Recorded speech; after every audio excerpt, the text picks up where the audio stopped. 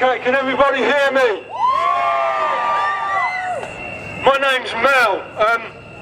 Some of you here will know me, but for those who don't, I'd like to start with a brief explanation of why I haven't been around for the last 10 years. In 2007, at 5:30 a.m. in the morning, my front doors were smashed in by the police.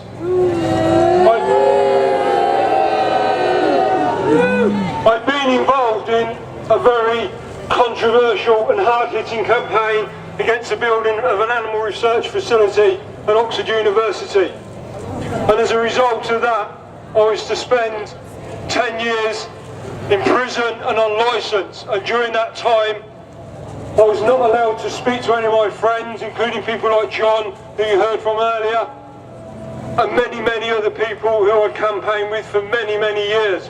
And it was because we had had the temerity to speak out against vivisection at the largest and most prestigious academic institution in this country and possibly the world, Oxford University.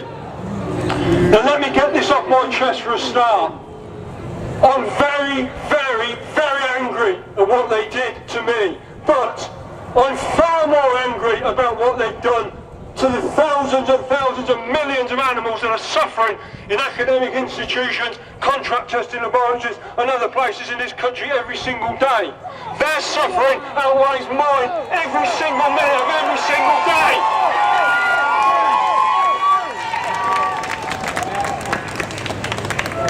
Now I've got a few things here to say that I want to get out of the way first before I go on to anything else. I entitled my talk Monkeys, Rats and Why I Won't Turn My Back on Laboratory Animals.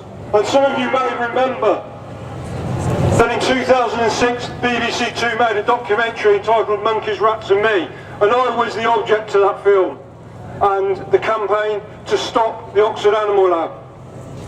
And one of the things I remember is that halfway through the film they brought in a new director. And it turned out that that director was an apologist for vivisection. And what followed was a complete and utter damnation of not just me personally, but the whole campaign and the whole anti-vivisection movement. And it was orchestrated at government level. I can tell you why I know that. And this is how far it goes. During 2000, from 2005, the contractors for the Oxford Animal Lab pulled out and the building work stopped. In effect, we would won. There was a part-built laboratory that was going to house, and does house, thousands of animals now. And we had stopped it. We had stopped that building. And I was immensely proud of what we'd achieved. But it was the start of something very sinister.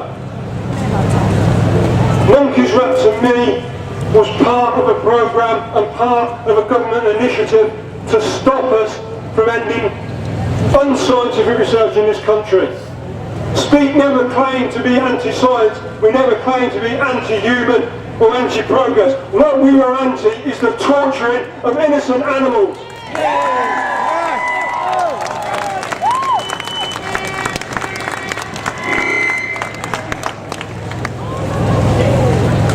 I was told at this point, in about 2005, from an inside source at the university that Tony Blair had arrived at Oxford. And he was there to meet contractors, security staff and others to decide the best way forward in getting the Oxford Lab built and making sure that vivisection could continue there. And that's exactly what they did. That's exactly what they did. And within a few months of that, contractors returned to the site after 18 months. And I'll tell you now, never in this country have I seen this before, and never again do I see it again. But workers wearing balaclavas put that lab up. They were hidden away like terrorists, the terrorists we were supposed to be. These workers hid their faces from us while they put that animal torture centre up. And that was at the behest of a government, a new Labour government. The Prime Minister Tony Blair personally involved. Lord Sainsbury, who donated heavily to New Labour, also made sure that that laboratory got built. Now I say, and I say this very clearly, I'm very proud of what we did there and what we tried to achieve and what we almost did succeed in doing. And I'm proud of the people in the animal rights movement that have stood up for many, many decades, fighting to release animals from the tyranny of human beings. And this is not an anti-science thing. This is about respect and rights. Animals deserve rights. That's why we've got an animal rights movement. Nothing else we do. I want rights for animals. I don't want to be told by anyone, any government minister or any apologist for the vivisection industry that this is necessary. It is not necessary. This is the 21st century. There are scientists out there and people with the technological know-how to put this shameful period in our history to bed once and for all. But we can't do it, and they can't do it without us. We all need to be active, all the time. It's no good just being a keyboard warrior. It's no good just sitting at home, sitting there on your computer. That's not enough. You've got to get out there. You've got to fight for these animals, and you've got to do it like you mean it.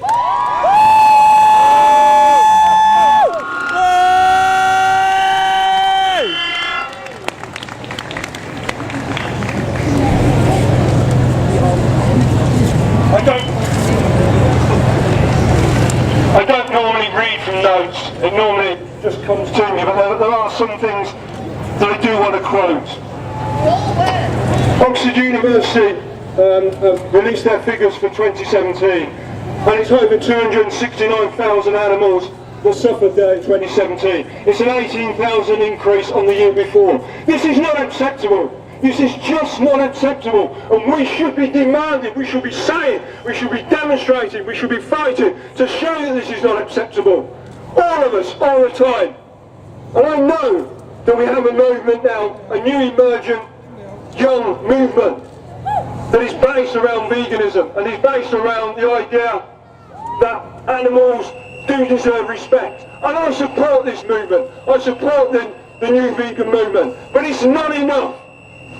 It's not enough on its own. It will never be enough on its own. Because let me tell you, there are people in the Home Office and in the government that don't give a shit what happens to these animals. They don't give a shit. And they prove that with us. So what are you going to do with these people? What are we going to do? Just say, well, okay, you know, we'll keep promoting our vegan lifestyle. Good. We should all be doing that. We should all be doing that. But believe me, there are some hard-nosed bastards out there who don't care. Who just don't care, and they exist in the government, and we came up against them. I went to prison because of them, and I'm not ashamed of that. I can look all you in the eye and say I am not ashamed of the fact I went to prison for animals. I am not ashamed.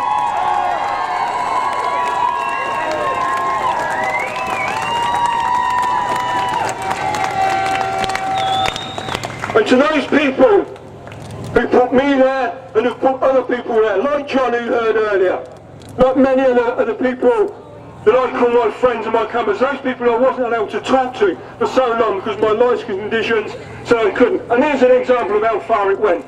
You see this t-shirt? A few months ago, before my licence conditions ended, I was in Northampton, where I live, and I got stopped on the street by a guy who was wearing one of these, a Speak t-shirt. This guy had never been on a demo against Oxford University in his life, never. He brought it off the internet. The next time I turned up for my probation interview and my licence conditions, I was threatened with rearrest and sent back to prison. And why? Because a police officer had seen me talking to someone with a Speak t-shirt on. Now why is that? Why is that? Why are you so afraid of people talking to each other about vivisection, about what happens to animals, about slaughterhouses, about horse racing, about whatever it is? Why are you so bloody afraid? I know why you're afraid. You know why they're afraid. They're afraid because we're right and they are bloody wrong.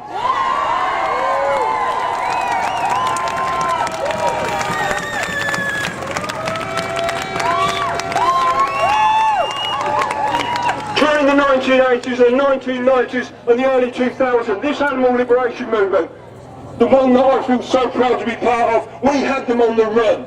We had them beat.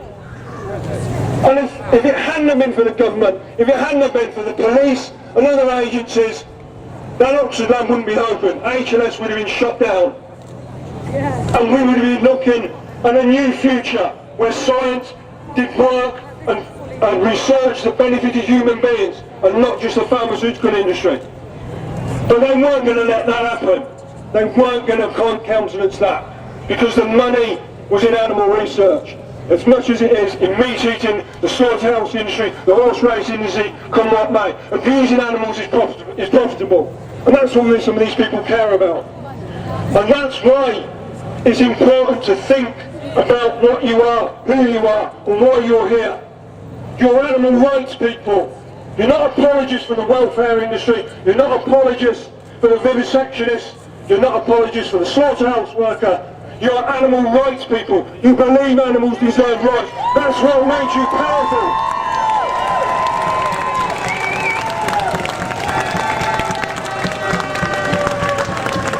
And don't be put off by what happened to people like me and John and others in the past. We didn't do it out of any sense of self, and neither did anybody else. We did it as part of a movement. I'm part of you, you're part of me. We do it together.